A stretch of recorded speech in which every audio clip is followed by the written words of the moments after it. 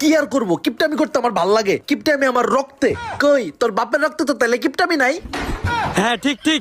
তাহলে এই পোলাটা কি আমার না? আমার রক্ত তো গিফটামি নাই। এই কি ভাবতেছি এগুলা?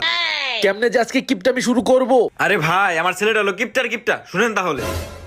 এত দামি জুতা যদি ক্ষয় হয়ে যায় তাই তো হাতে নিছি। কত টাকা দিয়ে ফলমূল গুলা কিনে আনলাম, এমনি এমনি টাকা নষ্ট করব? এইভাবে গিফটামি করে কোনের বাড়ি থেকে জুতা নিয়ে চলে আসছে।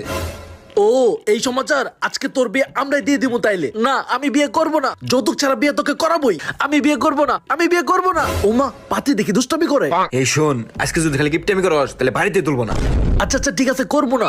আল্লাহ গো, আজকে একদম ফেসে গিয়েছি, আজকে কিপটামি করার সুযোগই নাই। বউটা কি দুষ্টু, যাক আমার তো দুষ্টু মেয়েই পছন্দ।